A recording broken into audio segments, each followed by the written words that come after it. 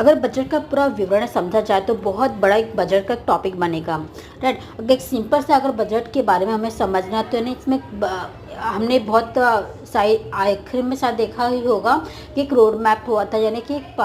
एक पूरा फॉर्मेलिटी होता है ना, किस तरह से कैसे क्या करना है, कैसे क्या करना है, यानी एक पूरा रोड मैप बनता है। मगर अगर एक ऊपर तौर पर देखा जाए ना कि हर जगह पर अगर हम इंस्टाग्राम पर देखा जाए या तो जितने भी आने के सोशल मीडिया के जितने भी चैनल्स हैं तो वहाँ पर अगर हम देखें, एक नज़र देखें तो ना बजट के बारे में एक आम तौर पर अगर एक पूरा ऊपर से बता दिया जाता है तो एक एस्टिमेट पता ये चलता है कि एग्जैक्टली क्या हुआ है। बाकायदा मगर कहा जाए तो उसमें जो होता है वो बात कुछ अलग ही कहता है। अगर एग्जाम में कहे दिया जाए कि फिक्स्ड डेफिसिट क्या होता है, वही प्राइमरी डेफिसिट क्या होता है, तो नहीं ये सब में जो लिखने का जो प्रोसेस है अलग होता है। यानी इसमें ये हो जाता है कि आपको नॉलेज इट्स डेप्थ में चाहिए, यानी पूरा नॉलेज भरपूर चाहिए तभी आप you can write that, otherwise ने हम राइट नहीं कर पाए। ये होता है। मैं पूरे मामले को अगर समझना चाहती हूँ, एक ही बात बहुत चर्चे में चली है, यानी कि 12 लाख की अगर सैलरी है,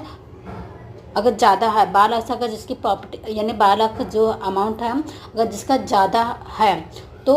उसे टैक्स भरना पड़ेगा, जिसका यानी जिसका जो पैसा 12,000 से कम है तो इसको टैक्स नहीं भरना पड़ेगा। यानी कि ये बातें बहुत चर्चा में आई, तो इससे ये सिद्ध होगा कि यानी ये अल्टीमेट ये सबके कानून में पता चलेगा कि हाँ ये यानी ये एग्जैक्टली ये हो रहा है। ऐसे बातें से यानी समझ में आता है कि एग्जैक्टली बजट क्या होता है। नॉर्मली तौर पर अगर देखा जाए, अगर कुछ समझाने लग जाए ये होता है ये होता है तो उसमें समझ के हिसाब से वो क्वेश्चन नहीं ले सकते। That means that skill is apart from